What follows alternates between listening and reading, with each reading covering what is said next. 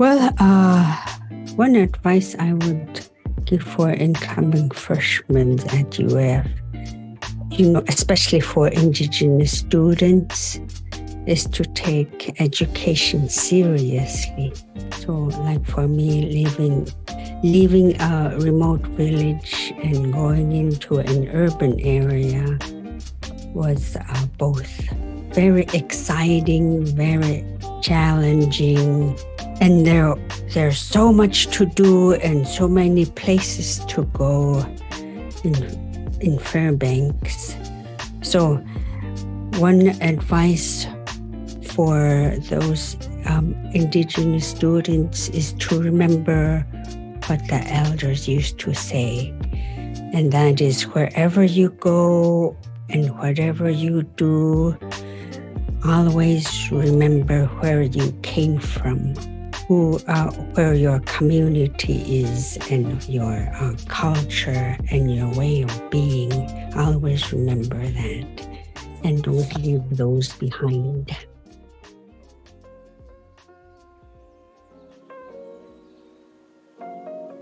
That's a really hard question.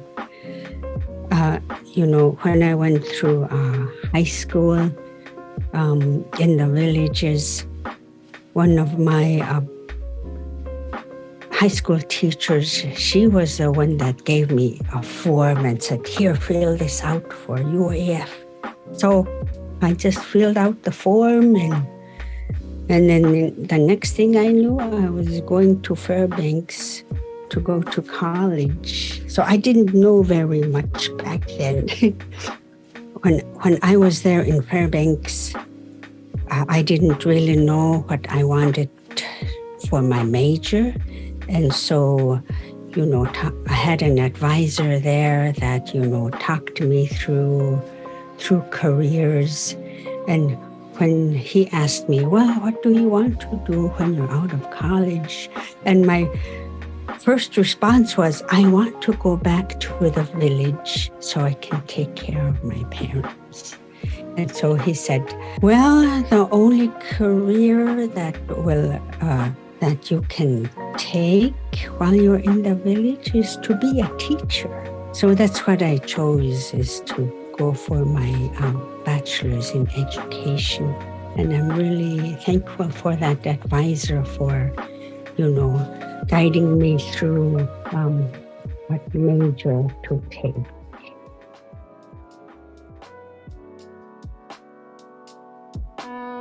Okay, so after, receiving my bachelor's in education, I got married, and so I didn't get a chance to move back to my village, but I moved here to Bethel.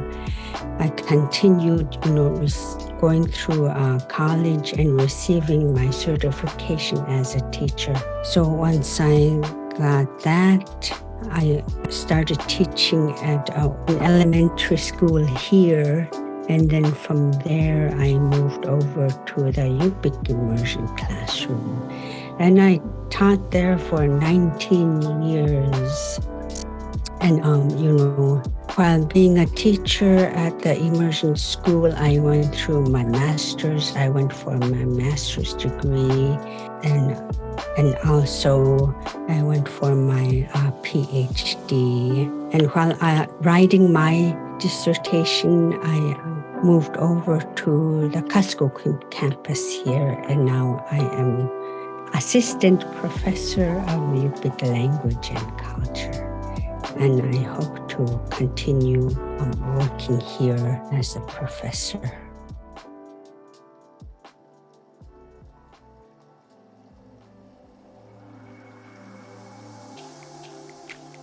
Well, the first one, when I first started out going to college, like I said, was an advisor.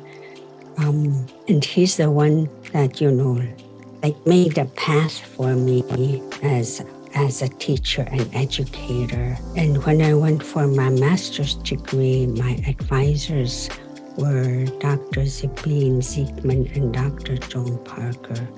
They played a significant role in my college career. and along with Dr. Patrick Marlowe.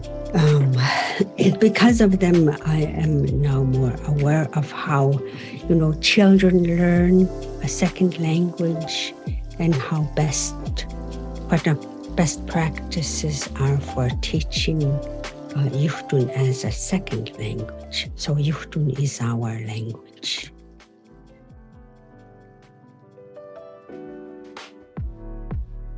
When I went for my master's degree and the PhD degree, the linguistic departments had grants, and those allowed the Yukdun teachers along with me to go for our master's and PhD. And because of these grants, I am able to share what knowledge I gained going through the master's and PhD with other language teachers in our area, and then how to make improvements, in teaching our language to children. That was, teaching children was my major focus back then when I was a classroom teacher. And now it's focusing on, teaching whoever wants to learn our language, and along with, teaching teachers how to teach.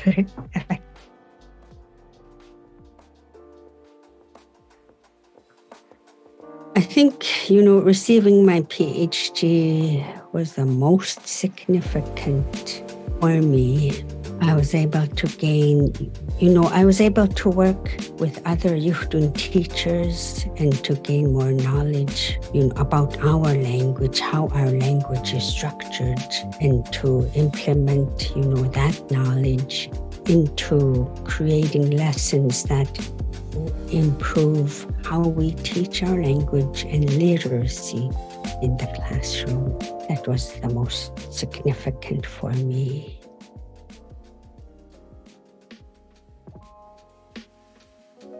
The most challenges were, struggling work, family, and trying to continue living a subsistence way of life. At the same time, taking courses.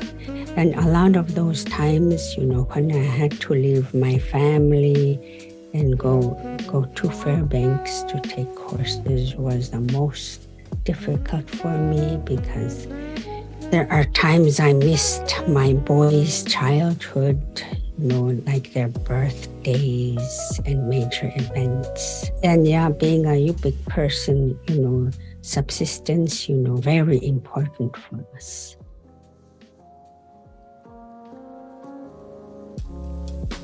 I think one fact would be is that I love learning.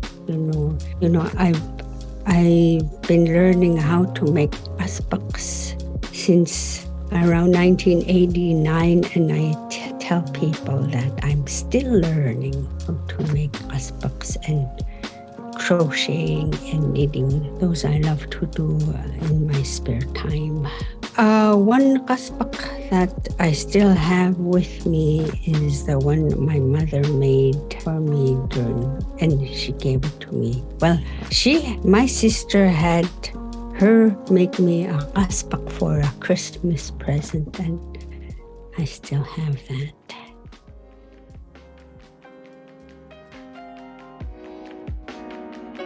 Oh, I couldn't believe that I was chosen as this year's outstanding student. I kept thinking, maybe they made a mistake. Because going through college, all I wanted to do was to gain more knowledge of how to teach language and literacy together, produce Yukdun speakers in the classroom. I now know as a Yupik person, we need to go towards careers that will help our family and our community, keep our language and culture alive. Well, as as a UPIC person, my takeaway from college is to take education seriously, and I hope I did. I wish I did that when I first went to college, because we needed to improve the status of our language and our culture in this area.